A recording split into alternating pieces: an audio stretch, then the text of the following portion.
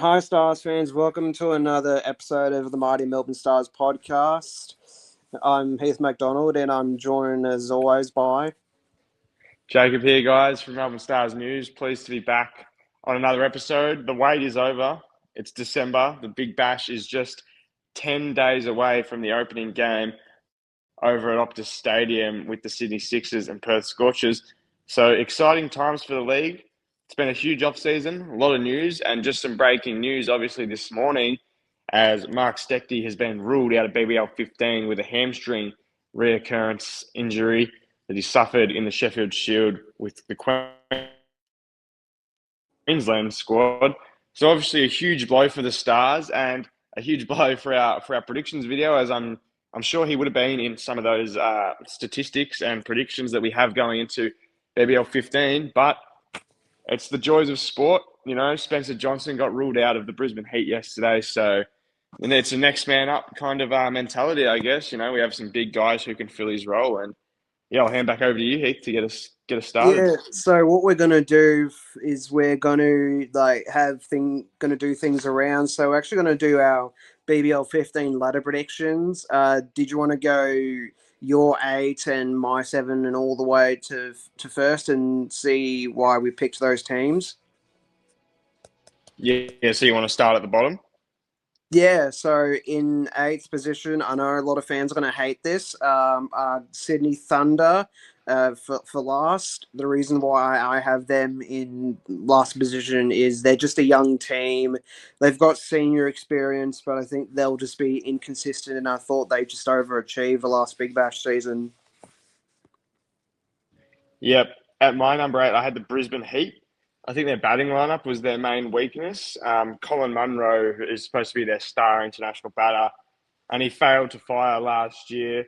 I think they have a solid pace attack, apart from Spencer Johnson going down. But you look at Shaheen Shah, Freedy, Xavier Bartlett, and other guys that can really make an impact. But the Brisbane Heat, they just seem to fall into slumps in the end of the season. They can never produce a high enough total due to their weak batting attack, and they just can't defend. I feel either. I just, I just think even though they've got the first pick, you know, the league is stacked this year, and I just can't see them um, climbing up the ladder. I'll go straight into my number seven is the Sydney Thunder, so similar position to where Heath had them. I think they have a solid list on paper. Their players are obviously quite old and potentially losing form. You look at Davey Warner, you know, he's pushing 40 now. Can he still carry the team like last season? Who knows? Internationals coming in and out of the squad can be messy. We saw Lockie Ferguson is ruled out for half of BBL 15 due to international commitments, I believe. So, you know, they're going to have some international players coming in and out, which can disrupt things.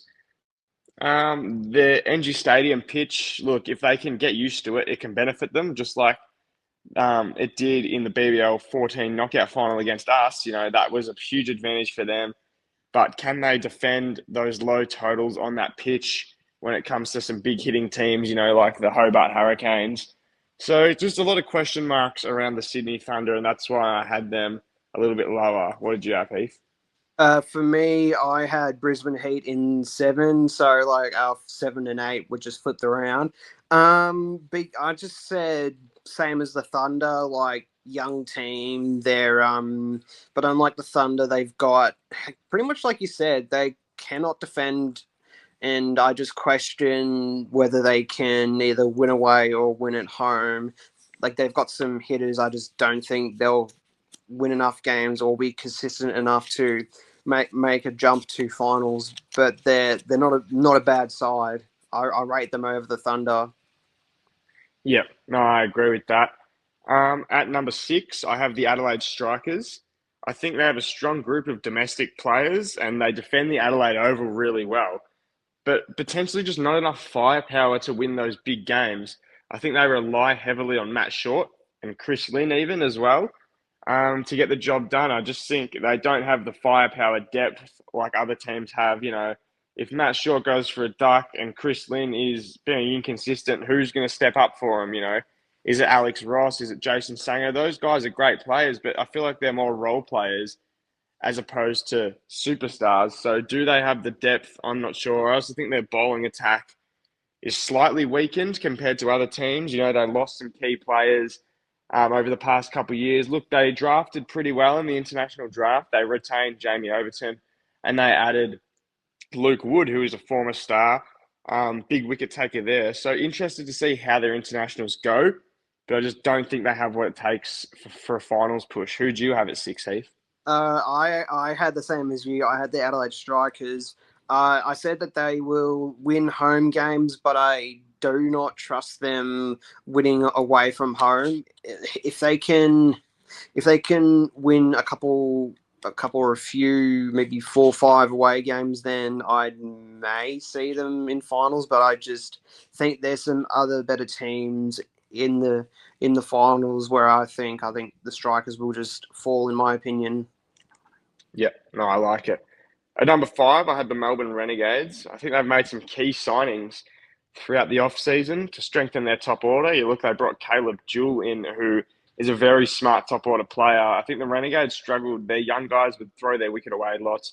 You look at Fraser McGurk, Dixon, Peake. Those guys are very inexperienced, and they present a little bit of a weakness. They're fantastic young Victorian players, but you know the Big Bash is not an easy league, and to come in your first couple of years and produce big totals at a high run rate, it's very difficult. So that's kind of why I put them at five. I just think they're a little bit young and inexperienced still.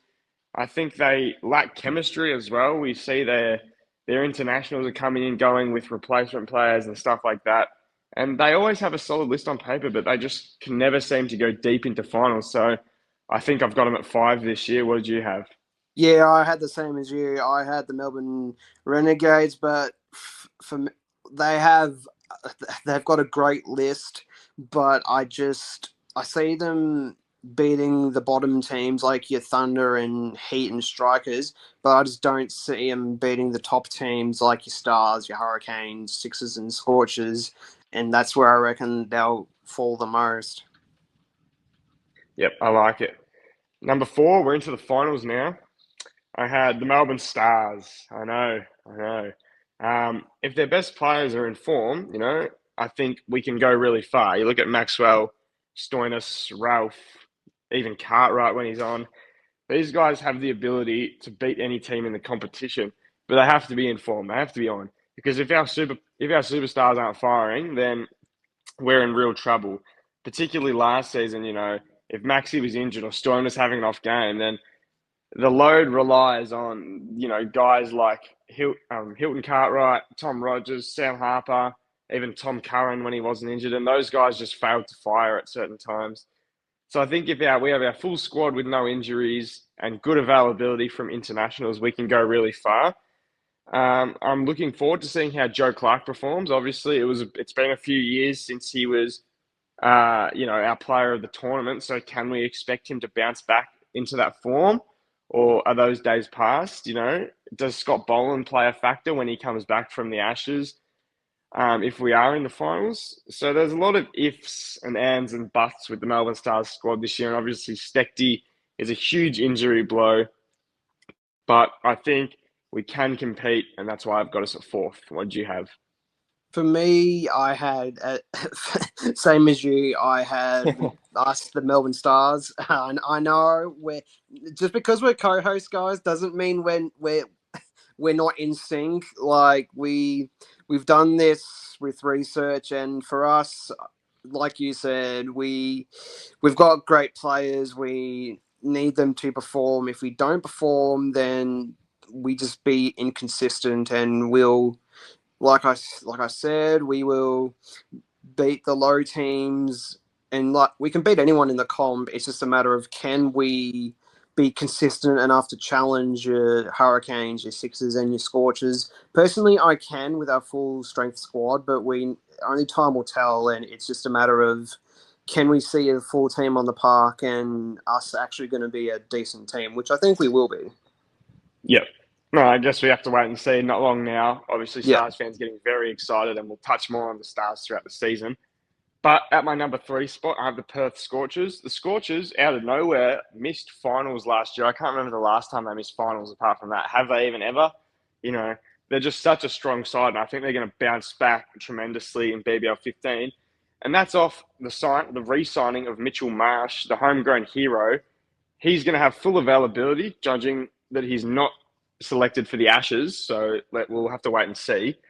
But at this stage, full availability. I think he'll be the captain. He's been in great form with the Australian T20s and ODIs. He just looks more comfortable at the crease recently. A little bit more pressure eased off his shoulders. I think they drafted really well, bringing back Laurie Evans, who's a superstar in Perth. You know, they also strengthened their pace attack. They have a few key injuries, but overall, I think they just have such a strong domestic list, and that's why I've got them at number 3. Yeah, for me, we actually don't have the same third spot. I have the Hobart Hurricanes, the defending champs, at 3. I just they won the title, and I just reckon they'll be thereabouts again. They should be fit and firing. They've got a good squad. They're just all around a good team, which is good. But we want to be the best team of the Big Bash, but unfortunately, the Big Bash hasn't been kind to the Stars of recent times. Well, we have a chance on the 18th of December to upset the Hurricanes. I think it's the Yeah. 18th. I could be wrong. Maybe it's the 15th. Too much going on. We have a chance to upset in the season opener. You know, Stars v Hurricanes are reigning champions at the MCG. Make sure you get your tickets to that, guys, and get down and support the club. It means a lot to everyone. At number 2, very similar answers to Heath, not exact, but I did have the Hobart Hurricanes. I think they made some key re-signings through the off-season, such as, you know, retaining Tim David, Alice, and, you know, those guys who they rely so heavily on, like Mitchell Owen. I think that's the big 3, David, Alice, and Owen, and they really have to fire because, look, Matthew Wade, Ben McDermott, fantastic players, getting a little bit older, their form has dropped to what it was, you know, a few years ago when they were those star players. I think their internationals are probably where they lack in terms of, you know, Chris Jordan and off the top of my head, I'm being brutally honest, I can't remember the names of the other internationals they signed. I'll have to take a look back. But I think they probably could have drafted a bit better. They lost, Caleb Jewell. They lost Caleb Jewell to the Renegades, who I think was a key part in that opening partnership with Mitchell Owen. You know, Owen strikes the ball at a high rate, and Jewell was there to kind of anchor the innings. So they're losing someone like that. And now you could argue, you know, but they signed Bo Webster and they signed Jake Weatherald. Those guys are going to be playing in the Aussie squad, you know, throughout the whole summer. So they'll get them back at the end of the year. But throughout majority of the tournament, they're not going to have those guys. So a few key spots to fill. And I think they're relying heavily on the big 3 that I mentioned. What do you think, Heath? Yeah, no, it's a great answers. Very professional. For my second spot, I've got the Sydney Sixers, the team who is always consistent and always up there, wins titles, and is just a fantastic team. They'll just be thereabouts. They're gonna win a lot of games at the SCG, and with the list that they have, they could potentially win the title again. They're that strong. I don't see any weaknesses for the Sydney Sixers. So yeah, that's why I have them in second. Just waiting until Jacob comes back on, guys. Don't worry. It's just some difficulties. We should be back when he comes on, hopefully. So yeah, now we just wait, I suppose. Yeah, now we're back in. There we go. Apologies, it just cut out. We can edit that bit out. No, that's fine. I just basically just said for the Sixers, they'll win a lot of home games, but they will. They're just a good team. I see them winning the title, and I can't find any weaknesses of the Sydney Sixers. How about you? Yeah, I agree with that, and that's the reason why I had the Sydney Sixers at 1. I think when the Ashes finishes, they're going to get Mitchell Starc and Steve Smith back. You know, 2 of the best players in the world. that's going to strengthen them so much. And you pair it with Babar Azam, Sam Curran, and a strong domestic lineup, they're going to be unstoppable. And that's why I've got them at number one. For my number one, I've got the Perth Scorchers. Uh, Missing finals. I just reckon they'll bounce back. They're going to make that the Wacker a fortress, or the Optus Stadium a fortress. They never lose there, or the Heat Furnace as they call it. They never. I don't think they ever lose there. It's a rarity when they do lose. It's just stacked on Pawn Stars. They're just a star-studded team. They know how to win games, how to defend, how to chase. They're just the ultimate professional team, and we just strive to be them. They're the benchmark for a reason. The most successful Big Bash team in the comp, and they're just a really good team that continues to annoy us. Yep, 100%. That's done for the ladder predictions. We'll move on as we are running shorter for time. We got the Stars leading run scorer. My leading run scorer is Glenn Maxwell. I know, how boring. But I think Maxi, at the age of 37, is still dominating. Look at what he did last year in a short amount of time. He was injured for the first two games and failed to get going shortly after. He went for a duck against the Brisbane Heat up at the Gabba. He went for 12 at the Adelaide Oval against the Strikers in his first couple of games. And then he flipped the switch in the second half when we needed him to. And I think he produced around 330 to 350 runs over the season, including the knockout final, obviously, as well. So I think if we can go deep into the season and have Maxwell full availability, he can make, close to 380 runs, hopefully maybe close to 400.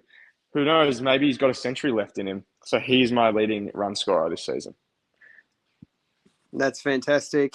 For me, I went a little bit different. I went Joe Clark, Mister Consistent. He obviously won one player of the year for the Stars twice. So it just shows the experience and how he just knows how to handle the bowlers, and he just knows when to defend, when to run, when to not run. He's just a smart cricketer all around, and that's why I have him as my leading run scorer for the year. Yeah, that's awesome. I'm really interested to see how Clark performs coming back into the squad for a full year. Leading wicket taker, well, Mark Stechty would have been a popular option until the news broke just this morning that he has been ruled out at BBL 15, which we spoke on at the start. I'm going to take Harris Ralph. Been in fantastic form recently, and you look, about a year ago when he was over here touring for Pakistan in the ODIs and T20s, he was dominating for them in these Australian pitches and conditions. So I think if he can hold form and play for the full season, then he's going to dominate. I've got him taking 20 wickets. Oh, that's very nice. For me, I didn't want to go the same as Jacob. I went the old fella Peter Siddle. Now, this guy is really consistent. He just knows how to bowl the good death ball, and he just knows how to get them in swinging, out swinging, left hand, right hand, around the wicket. Doesn't matter. He just knows how to find the pegs and the keeper's gloves, and he just knows. And I have him leading the wickets by have him having 21 wickets for the year. So one above Harris Ralph for me. That's fantastic. Yeah, hopefully the young man Siddle at age 41 can still dominate. Bowling incredibly fast still, got up to 148 or something last season. So, yeah, really looking forward to seeing Pete perform for what is probably his last season. Now, predicted XI for game one is the last prediction we're going to be doing. Just obviously, we could still sign a replacement player. We could not. It's really a very broad prediction, but we're going to do it anyway because people have been begging for it. I'll get us started, Heath, if that's all good. Yeah, that's fine. Yep, so me and Heath will both share our individual 11s and we're going to get straight into it. I've got Joe Clark at my one. I think it's pretty straightforward, opening batsman, and we need someone to fill that gap that we missed last season. I have Campbell Callaway at my two. the young gun from Victoria, has been dominating recently in certain tournaments, in development tournaments, the top NT20, the T10 Spring Cup, even the Sheffield Shield. I know it's a different format, but I think he's earned his spot, and I have him opening. Number 3, I have Marcus Stoinis because, I know he plays at the 5 or 6 role for Australia, but if you look at our lineups last season, he was actually coming in around the number 3 spot. So I have him at 3, and he kind of fills that Bo Webster spot of anchoring the innings while still being able to score a decent total. I have Maxwell at 4, self-explanatory. Cartwright at 5, because I think he needs to come in at 5, not 6 or even 7 sometimes last year. He needs to be in earlier, so 5 is the sweet spot. 6, it's either Harper or Rogers. I don't want both of them in the squad, but I do think one of them is going to need a play just because of our lack of batting depth. Right now, I'm going to take Sam Harper. Could change easily, though. 7, TC, Tom Curran. Number 8, Mitch Swepson. 9, Tom Whitney, who is the Mark Stechter replacement. Number 10, Harris Ralph. And 11, Peter Siddle. That's my squad. What do you think, Heath? What is yours? Oh, I love your squad. My squad, I've got Joe Clark opening. We need someone to open up. Number 2, I've got Hilton Cartwright. I've been saying he needs to come in the top 2 or 3 because he does not deserve to come in 6 and 7 because his power hitting speaks for himself. Number 3, I got the Hulk and Stoinis. We've been begging him to get moved up the order, not down the order, and I just think he gets an eye in. No one can stop him. Number 4, Tom Curran. I know. Oh, you got Tom Curran at 4. Based on what Max Abbott said and how he's been going to the nets and working on his craft, his batting and everything, I just think, yep, that's great to see, and that's why I have him in 4. Number 5, Glenn Maxwell. Come in when a wicket falls. We need experience. If we have 2 or 3 wickets go, Maxwell comes in. Now, the big surprise for Jacob at 6, I've got Peter Siddle. And Jacob was like, oh, wow, why'd you have Peter Siddle up in 6? I'm like, well, I just think it was originally going to be Mark Steckety in Peter Siddle's spot. But since he's unavailable, I thought next experience, put Peter Siddle in there and, yeah, just see how we go.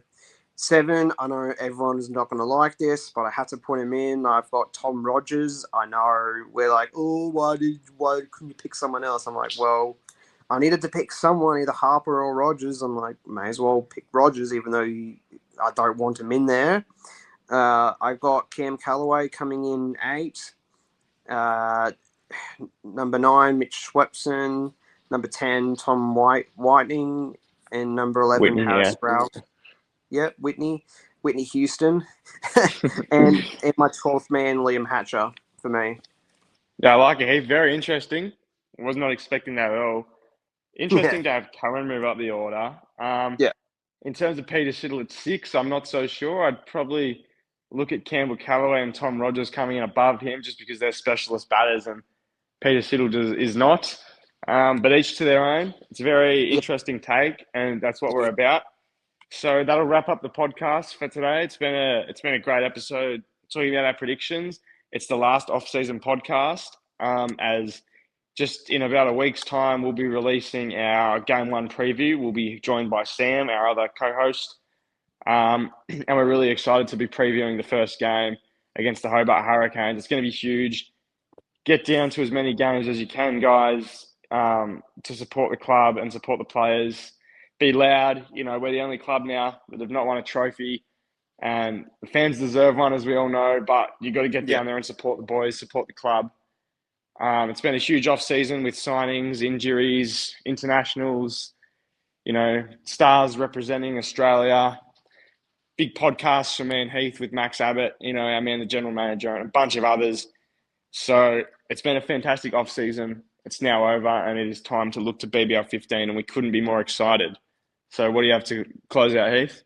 Oh, definitely. Don't forget to subscribe to our YouTube channel, like, share, comment, tell your friends about us. It just gives us more fans and more views. Don't forget to follow myself, Jacob, The man loves to come up with graphics and posts. We love that about him. And the podcast account is growing every day with the likes and follows and everything. Just we couldn't do it without yous. And I think that's all I have to I say, think that's really. it. Yeah. No problem. Thank you all, and go Stars. Yeah, go Stars. What you doing?